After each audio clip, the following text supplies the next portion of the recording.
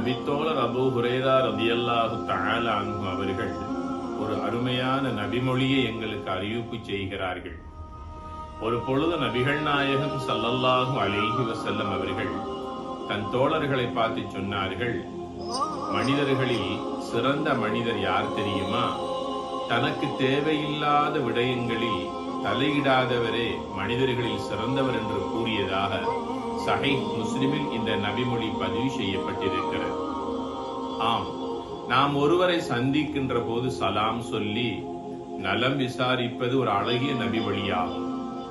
அதற்கு மாற்றமாக அதிகமான கேள்விகளை கேட்பது, அவர்களுக்கு தொந்தரவு தரக்கூடிய கேள்விகளை கேட்டு அவர்களை சிரமத்தில் ஆழ்த்துவது தேவைக்கில்லாத விடயங்களில் தலையிடுவதாகும். உதாரணமாக, ஒருவரை காணும் போது அவருடைய தொழில் பற்றி கேட்பதும், அவருடைய மாதாந்த வருமானத்தை பற்றி கேட்பதும், எங்கு வசிக்கிறீர்கள், எப்படியான வீட்டிலே வசிக்கிறீர்கள், வாகனத்தை பற்றி விசாரிப்பதும், இப்படியான கேள்விகள் மனிதனுடைய உள்ளத்தை பல அசௌகரியங்களுக்கு ஆளாக்கிவிடும்.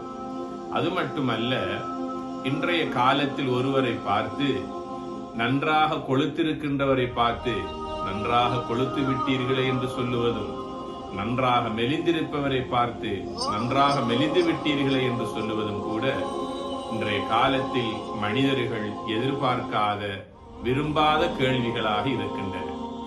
இதனைத்தான் நபிகள் நாயகம் ஸல்லல்லாஹு அலைஹி வஸல்லம் சொல்லுகிறார்கள், மின் ஹுஸ்னி இஸ்லாமில் மர்இ தர்குஹு மா லா யஅனி.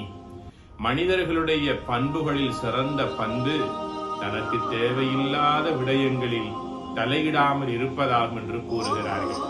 ஆக, ஒருவரை காணும் போது சிரித்த முகத்தோடு அவரை நாங்கள் முகம் கொடுப்பதும், அவர்களை கண்டு சலாம் சொல்லுவதும், நலம் விசாரிப்பது மாத்திரமே எங்களிடத்திலே காணப்பட வேண்டிய அழகான நற்குணங்களாகும். மேற்கூறிய நபிமொழியை எமது வாழ்க்கையில் எடுத்து நடப்போம். எல்லாம் வல்ல அல்லாஹ்வின் அன்பையும் அருளையும் பெற்றுக் கொள்வதோடு எங்களுடைய நண்பர்களுடைய நன்மதிப்பையும் பெற்றுக் கொள்வோம். வஸ்ஸலாமு அலைக்கும் வரஹ்மத்துல்லாஹி வபரகாத்துஹு.